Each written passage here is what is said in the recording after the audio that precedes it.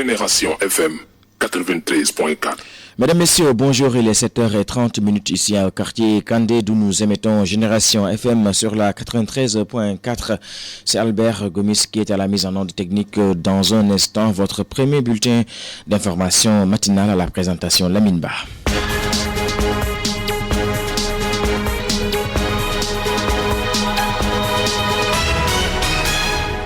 Dans l'actualité nationale, le ministre de la Justice, garde des Sceaux, s'est prononcé sur l'enquête en cours sur la mort de l'étudiant Fallou Sène, tué par les forces de l'ordre le 15 mai dernier à l'université Gaston Berger de Saint-Louis.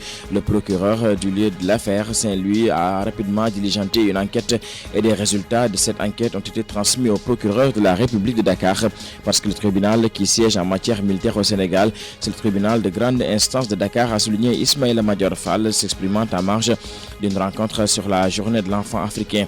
Le ministre de la Justice s'indique d'indiquer que le procureur de la République de Dakar a pris le relais et le procureur attend d'avoir des informations complémentaires tandis que les choses vont se faire mais pas de manière précipitée parce qu'en réalité il ne s'agit pas de désigner des coupables et de les faire payer. La justice, c'est pas ça. La justice œuvre pour la manifestation de la vérité. On doit être éclairé dans les conditions dans lesquelles cela puisse se faire et c'est à partir de ce moment que les décisions qui doivent être prises au niveau de la justice vont être prises. Tente de rassurer le garde des Sceaux interviewé par la presse. Génération FM 93.4. Le gouvernement du Sénégal maintient l'interdiction de l'importation de la volaille. La précision est faite par le ministre du Commerce, Alioune Sarr, face à la presse. Une mesure de sauvegarde qui est prévue par l'OMC, l'Organisation mondiale du commerce, et que le Sénégal a mise en place d'abord pour accompagner l'industrie naissante. Et nous avons des acteurs qui ont investi plus de 200 milliards de francs CFA et qui travaillent avec plus de 50 000 personnes, dont la moitié sont des femmes. Ensuite, ajoute M. Alioune Sarr, c'est pour accroître le niveau de nos infrastructures technologiques pour permettre d'assurer la sécurité sanitaire des consommateurs, enfin conclut le ministre du Commerce. Génération FM 93.4. IMCA lance un projet dénommé Ampa Awanya. Il a pour objectif de créer une nouvelle génération de jeunes entrepreneurs agricoles pour réduire le chômage des jeunes et prévenir l'insécurité alimentaire dans les régions de Ziguinchor, Sédhiou et Kolda. 600 millions sont mobilisés pour 400 jeunes ciblés. Dr Adrien Colli est le président du conseil national de IMCA Sénégal. Il faisait face à la presse hier ici à Ziguinchor pour expliquer les tenants et les aboutissants du projet.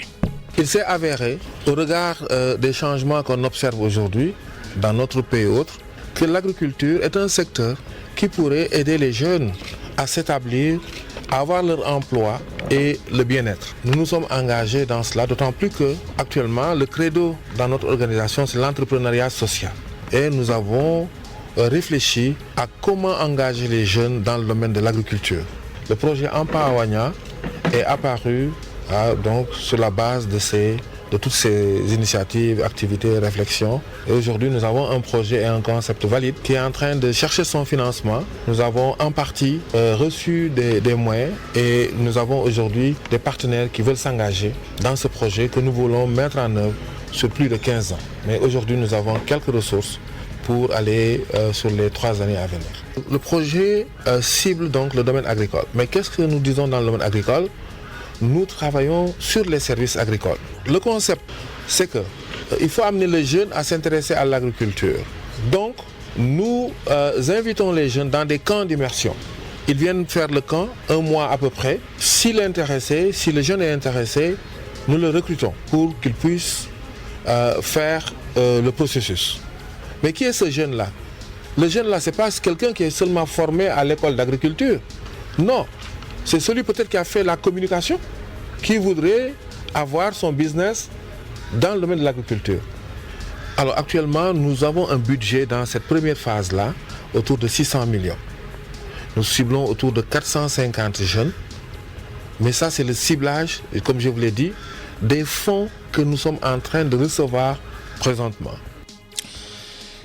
Parlons à présent de l'intersyndicale des personnels administratifs et techniques et des services des universités publiques du Centre des œuvres universitaires et établissements d'enseignement supérieur du Sénégal qui ne décolère pas. Ils ont décidé décrété ce mardi un mot d'ordre de grève de 48 heures renouvelable suite à l'assemblée tenue par la section locale de l'université Assane Seck de Ziguinchor. Ces travailleurs des universités en charge sont très remontés contre l'attitude du ministre en charge de l'enseignement supérieur qui a délibérément, selon eux, refusé de répondre à leurs préoccupations majeures lors de la rencontre du 13 juin dernier. L'intersyndicale a décidé, selon Sida Tissane, secrétaire général du SATUC, section IAZ, d'engager le combat pour contraindre Mary Teuw Niane à considérer leur situation revendicative. Le ministre avait demandé à ce que toutes les revendications des parties soient soumises vraiment à une étude lors d'un séminaire de Saly qui s'était déroulé les 26, les 27 et 28 février 2018. À l'issue de ce séminaire, toutes les questions qui avaient fait l'objet de discussion avaient été, comme on appelle, soulevées et des propositions concrètes et des pistes de solutions même avaient été proposées.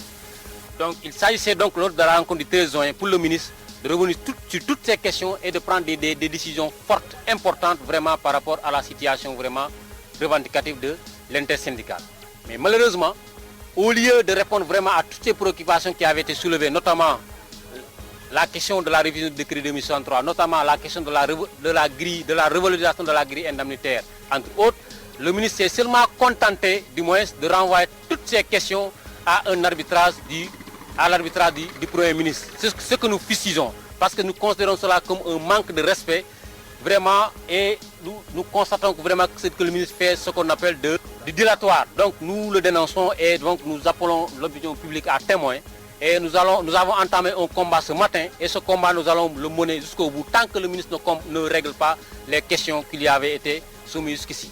La décision forte qui avait été prise par l'intersyndicale, c'est de décréter un mot d'ordre de grève de 48 heures renouvelable.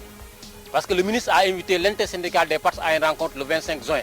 Mais en attendant cette rencontre, l'intersyndicale a décidé de mener le combat parce que nous avons considéré que la rencontre du 13 juin c'est un échec. Parce que le ministre, au lieu d'apporter des réponses et de trouver des solutions, s'est contenté seulement vraiment de renvoyer toutes ces questions qui avaient fait l'objet d'études avec des propositions concrètes de les renvoyer à un adversaire du Premier ministre. Donc c'est un manque de respect de sa part et nous allons lui montrer que cela ne peut pas passer parce que pour une fois le ministre a montré une fois sa mauvaise foi vraiment d'aller dans le sens vraiment de régler les revendications des personnels administratifs et de services. Nous sommes laissés en rade et il est temps que le ministre vraiment règle ces questions définitivement. D'autres populations qui sont en colère, ce sont celles d'Afignam. Donc, elles réclament l'aménagement des vallées et la construction, la réhabilitation du barrage. C'est à l'initiative du comité pour la réhabilitation du barrage d'Afignam. Hassan Sonko. La lutte pour la réhabilitation du barrage d'Afignam dans le département de Bignona continue toujours. Le comité pour la réhabilitation du barrage et l'aménagement des vallées a organisé une marche pacifique ce mardi dans la commune de Niamone vers 10h, en commençant par Kandjou, Djandjalat, Djagobert jusqu'au pied du barrage. Ousmane Badji, membre de ce comité. Un barrage construit depuis 1980 et jusqu'à présent, le barrage ne fait que causer des dégâts. Nous constatons que le barrage d'Afignam, construit au même titre que le barrage de Diama, l'effet inverse s'est produit à Afignam. C'est la raison pour laquelle les populations de la vallée de Bignona se sont soulevées depuis l'année dernière pour demander à l'État de nous expliquer les raisons pour lesquelles l'effet inverse s'est produit à Afignam. C'est-à-dire qu'au niveau du barrage d'Afignam, au lieu de lutter contre l'avancée du sel, nous constatons que le sel continue d'avancer. C'est ce qui amène des conséquences comme la destruction de la mangrove, vous l'avez constaté au niveau des rizières, et la perte des terres cultivables. Il réclame le départ immédiat du directeur du barrage le plus rapidement possible. Le comité compte même amener la population à boycotter les élections de 2019 si le problème n'est pas résolu. Nous voulons que le directeur qui était en tant que directeur est incapable de répondre à l'attente de la population de Bignona. C'est pourquoi nous réclamons son départ. Si les problèmes ne sont pas réglés, nous menaçons de boycotter les élections dans le département de Bignona. De Bignona, de vous a parlé à Sansonko pour la Radio Génération FM. Merci à Sansonko. Et puis parlons de cette mesure d'interdiction de la coupe de bois en Casamance prise par les autorités suite aux événements de Bofa. Bien, cette mesure enregistre sa première victime. Le maire de Lampan, par ailleurs au Conseil des collectivités territoriales, a été arrêté et placé sous mandat de dépôt. Cette arrestation fait suite à une plainte déposée par son collègue maire de Signan qui l'accuse de coupe illicite de bois dans son périmètre communal. Amadi Khalil. Le gouvernement du Sénégal avait décidé en Conseil des ministres suite à la tuerie macabre survenue dans la forêt classée de Bofa-Bayo dans la commune de Niassia, entre autres mesures d'interdire la coupe de bois dans la région naturelle de Casamance. Une mesure qui a été suggérée par nombre d'acteurs de la résolution du conflit qui gangrène cette région depuis maintenant plus de 35 années. Cette mesure vient d'enregistrer sa première victime. En effet, le maire d'Oulampan, par ailleurs au conseil des collectivités territoriales et membre du bureau de l'institution dirigé par Tanordien, a été arrêté cette nuit suite à une plainte déposée par son homologue maire de la commune de Sindian qui lui reproche d'avoir procédé à une coupe de bois dans son territoire communal. L'affaire avait défrayé la chronique dans le sud du pays où les populations de Tankoron, localité située dans la commune de Sindian où s'est opérée cette coupe de bois, étaient entre-temps montées au créneau pour réclamer justice. Le maire d'Oulampan, Lansana Sané, avait refuté toutes les accusations à son encontre. Selon lui, il n'est mêlé ni de près ni de loin à cette affaire. Le haut conseiller de la collectivité territoriale et maire de la commune d'Oulampan dans le département de Bignona sera fixé sur son sort le jeudi prochain. Une affaire à suivre. Amani Khalil Djemé, merci. Et puis un mot sur l'international en Mauritanie. Tawassoul, le parti islamiste chef de file de l'opposition, vient de déposer en début de semaine un recours pour dénoncer la composition de la nouvelle commission électorale nommée par le décret 18 avril et qui ne comprend aucun membre de l'opposition dite radicale. Avant Tawassoul, d'autres partis ont déjà contesté officiellement la CNI. C'est à 10h que vous nous retrouvez pour notre prochaine page d'information. Merci de nous avoir suivis. Bonne suite des programmes sur la radio de toutes les générations.